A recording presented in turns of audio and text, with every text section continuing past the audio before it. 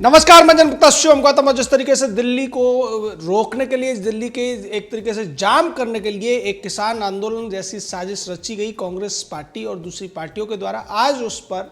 भारत के प्रधानमंत्री ने हमला बोला है। जो वाराणसी में देव दीपावली के मौके पर एक सभा को संबोधित कर रहे थे, मोदी ने कहा कि अब तक जो लोग किसानों को परेशान किया करते थे, किसानों के परेशानियों के लिए जो जिम्मेदार थे, आज वही किसानों की परेशानियों के नाम पर, आंदोलन के नाम पर साजिश रच रहे हैं और किसानों को गुमराह करने का काम कर रहे हैं। ये वही लोग हैं जिनके राज में कभी 650 करोड़ रुपए की ही दालें खरीदी जाती थी। हमने पिछले 5-6 सालों में 50,000 करोड़ के आसपास की दालें खरीदी।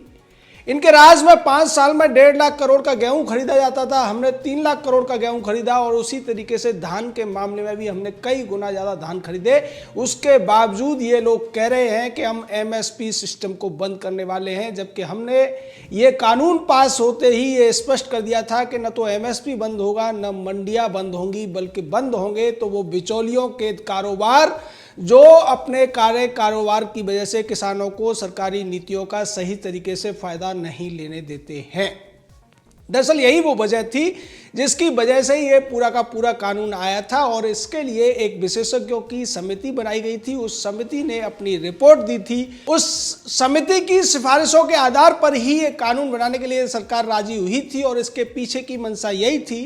कि जिन किसानों को सरकारी नीतियों का, सरकारी सब्सिडी का, एमएसपी का और बाकी जो दूसरी चीज़ें हैं उनका फ़ायदा नहीं मिल पाता है, मंडियों में अगर उनकी उपज की खरीद नहीं होती है तो दूसरे लोग उनकी उपज को बड़े पैमाने पर नहीं खरीद पाते हैं, क्योंकि कानून उसमें आड़े आ जाया करते थे। और इसीलिए ये कानून बना के अब किसान अपनी उपज को कहीं भी, कैसे भी, किसी भी रेट पर बेच सकता है, लेकिन उसके सपोर्ट के लिए, उसके समर्थन के लिए और उसको लागत मूल्य से कम मूल्य न मिले, इसलिए सरकार ने एमएसपी भी जारी किए। और एमएसपी हर बार की तरह इस बार भी बढ़ाकर जारी किए गए थे, लेकिन उसके बावजूद किसानों को गुमराह करने की कोशिश की गई, किसानों को बरगलाने की कोशिश की गई और ये दिखाने की कोशिश की गई कि सरकार एमएसपी को खत्म करने जा रही है, मंडियों को खत्म करने जा रही है और सीधे तौर पर किसानों को चोट पहुंचाने जा रही है।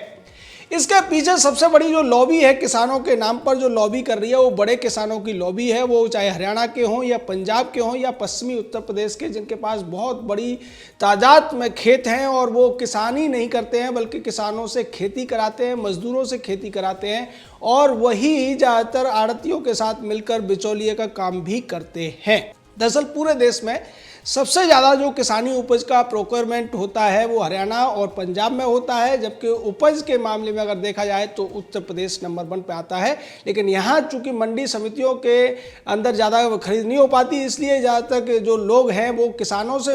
अनाज को खरीद के हरियाणा और पंजाब में बेच देते हैं और अपने आप को किसान के तौर पर दिखाने की कोशिश करते हैं। यही वो लोग हैं जिन्हें इस पूरे के पूरे मामले में सबसे ज़्यादा दर्द हो रहा है। और इसी पर आज प्रधानमंत्री ने चोट भी की। प्रधानमंत्री ने कांग्रेस को आईना दिखाया कि कांग्रेस के जमाने में देश का सबसे बड़ा किसान आंदोलन हुआ था, जो 1988 में हुआ था। राजीव गांधी की सरकार हुआ करती थी। महेंद्र सिंह टिकैत तब एक छत्र नेता थे पूरे देश में किसानों के, और वो 5 लाख किसानों को लेकर दिल्ली के बोट क्लब पर, यानी कि इंडिया गेट के सामने जो मैदान है उसमें पहुंच गए थे और उन्होंने 7 दिन तक दिल्ली सरकार को और पूरे प्रशासन को हिला कर रख दिया था। कांग्रेस पूरी तरीके से घुटनों पर आ गई थी और तब कांग्रेस ने किसानों के खिलाफ जितनी जो ज्यादतियां थी उनको खत्म किया था, उनकी मांगों को माना था और ये सब आंदोलन की वजह से हुआ था। लेकिन आज जिस तरीके से कांग्रेस इसको प्रायोजित कर रही है या दूसरी पार्टियां, चाहे इसमें अकाली दल भी हो, आम आदमी पार्टी भी हो, ये सब के सब फायदा उठाने के लिए है। और इसका एक पीछे कारण ये भी है कि किसानों तक वो सारी बातें नहीं पहुंच पाती हैं जो सरकारी नीतियों में होती हैं। अभी जो कानून भी बना है वो छोटे मझोले किसानों तक नहीं पहुंच पाया और इसी का फायदा ये बिचौलिए और मंडी वाले उठाने की कोशिश कर रहे हैं। मैं आपको एक बड़ा खुलासा कर दूं कि इस देश में जो मंडियों में जाकर उपज बेची जाती है, या फिर आप कहें कि एमएसपी के माध्यम से जो उपज बेची जाती है, वो केवल 6% है और 94% जो किसानों की उपज है वो डायरेक्ट वो सेल करते हैं, या तो स्थानीय तौर पर करते हैं या स्थानीय प्राइवेट मंडियों में या दूसरे व्यापारियों को बेचते हैं। तो अब आप समझ लीजिए कि ये जो एमएसपी की लड़ाई है केवल और केवल 6% वालों की लड़ाई है, और इस 6% में वो सारे के सारे मंडी वाले बिचौलिए हैं, आड़तिए हैं और बड़े किसान हैं या फिर वो व्यापारी हैं जो खुद को किसान दिखाकर छोटे मोटे किसानों से अनाज खरीद लेते हैं और बड़ी बड़ी मंडियों में जाकर उसको बेच देते हैं या उस पर लोन उठाने का काम करते हैं। दूसरी तरफ ये जो मंडियों में अनाज जाता है इसका होता क्या है वो भी समझना पूरे देश के लिए जरूरी है, क्योंकि ज़्यादातर मंडियों से जो अनाज खरीदा जाता है वो एफसीआई के गोदामों में जाता है, और एफसीआई इस पूरे में एक बड़ा घपला पिछली कांग्रेस सरकारों के ज़माने से चलता आ रहा है कि 1 रुपये का, यानी कि अगर सरकार 1 लाख करोड़ का अनाज खरीदती है तो उसके रख रखाव पर, उसके ढुलाई पर करीब करीब 2 लाख करोड़ रुपए और खर्च होगा, यानी कि 1:1:3 का खर्चा एफसीआई का आता है। और यही बहुत बड़ा भ्रष्टाचार है जिसको रोकने की मांग भी सरकार से उस समिति ने की थी, जिसने इसको लेकर तमाम रिसर्च किया था, तमाम लोगों से बात की थी, और उसमें यह सामने आया था कि एफसीआई के माध्यम से जो घपला होता है उसमें बहुत सारी बड़ी बड़ी डिस्टिलरी की कंपनियां हैं, बहुत सारी शराब बनाने वाली, बियर बनाने वाली कंपनियां हैं, वो जानबूझकर अनाज को सड़वाने के लिए मजबूर करते हैं और वो सड़ा हुआ अनाज वो सस्ते दामों में खरीद लेते हैं। इस सब में एफसीआई के अधिकारी भी शामिल होते हैं। ये सब पूरा का पूरा तंत्र जो है इसमें बड़े बड़े जो कांग्रेस के नेता खास कर रहे हैं, क्योंकि कांग्रेस की सरकारें इतने दिनों तक रही, और इसी तंत्र को तोड़ने के लिए सरकार ये नया कानून लेकर आई थी, जिसकी वजह से आज इन लोगों में खलबली है। और किसानों के नाम पर ये भाड़े के जो कार्यकर्ता लाए गए हैं, भाड़े के पार्टियों के जो कार्यकर्ता इसमें शामिल हैं, या फिर वो किसान शामिल है जिन्हें बरगलाया गया है, जो किसान यूनियनों से जुड़े हुए हैं और वो केवल और केवल इसलिए आए हैं क्योंकि उनके नेता उन्हें बुलाकर लाए हैं। ये सारा का सारा गोरख धंधा आज खुल गया है। प्रधानमंत्री ने स्पष्ट कर दिया है कि किसानों के प्रति हमारी जो कटिबद्धता है, हमारा जो एक दायित्व है, हम उसको पूरा कर रहे हैं। हमने कोरोना के दौरान जिस तरीके से किसानों को एमएसपी बढ़ाकर दिया, उनको तमाम सुविधाएं दी, और आगे भी हम उनको सुविधाएं देते रहेंगे, क्योंकि किसान अन्नदाता है और भारत माँ का बेटा है। हम हर किसान की मदद के लिए उनके लिए बीमा योजना लेकर आए, एमएसपी को बढ़ाकर लेकर आए, और भी तमाम जो दूसरी योजनाएं थी, किसान सम्मान निधि योजना जैसी स्कीमें हमने चलाई, और इसका सीधा सीधा मतलब यह है कि किसानों को सीधे तौर पर सब्सिडी मिलनी चाहिए। इसमें एक और पहलू है कि जो फर्टिलाइजर पर सब्सिडी दी जाती है उसका भी ज़्यादातर फायदा बड़ी बड़ी कंपनियां या बड़े बड़े डीलर उठा लेते हैं, असली किसान तक वो फायदा नहीं पहुंच पाता है। सरकार इसको लेकर योजना बना रही है, और केंद्र सरकार की ये योजना है कि जो किसान हैं उनको जो सब्सिडी है वो सीधे उनके खातों में जाएगी, और इसकी वजह से जो यूरिया वगैरह की ब्लैकमेलिंग होती है, यूरिया वगैरह की जो ब्लैक मार्केटिंग होती है, या दूसरे फर्टिलाइजर कंपनियां मोटा मुनाफा कमा लेती हैं, वो भी बचेगा और सीधे तौर पर किसानों को मदद हो सकेगी।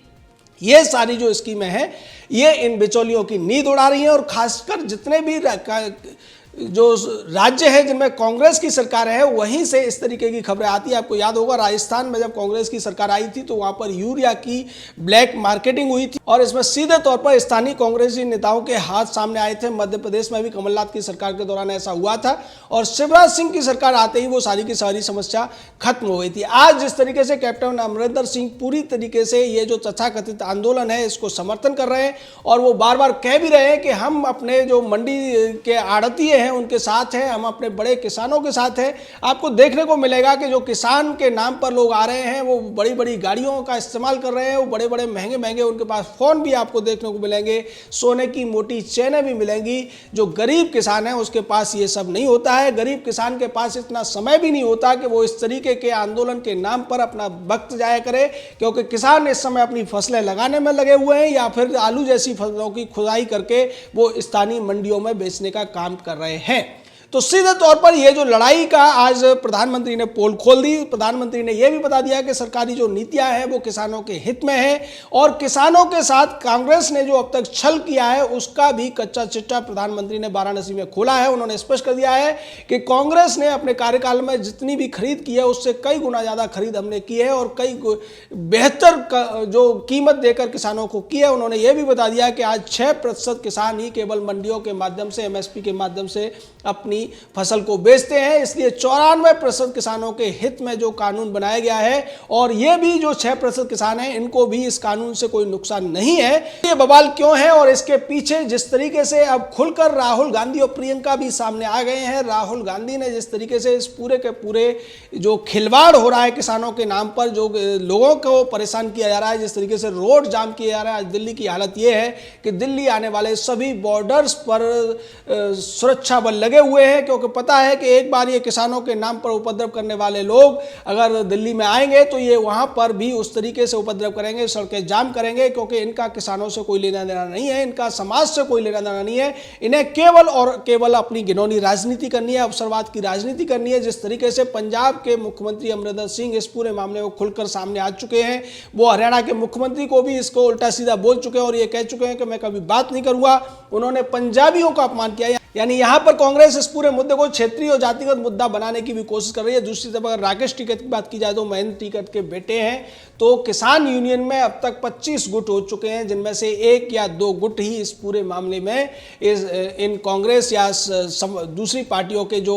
तथाकथित आंदोलनकारी हैं उनके साथ खड़ा होता हुआ दिख रहा है। निश्चित तौर पर यह लड़ाई पूरी तरीके से आड़तियों की है, बड़े किसानों के नाम पर व्यापार करने वाले लोगों की है, उन लोगों की है जिनको ऐसा लगता है कि मंडियों में जो अब तक वो घपलेबाजी करते थे, जिस तरीके से किसानों का शोषण करते थे, उसको वो नहीं कर पाएंगे। और यही उनका दर्द है जिस पर आज प्रधानमंत्री ने बहुत बड़ी चोट कर दी है। जय हिंद, जय भारत।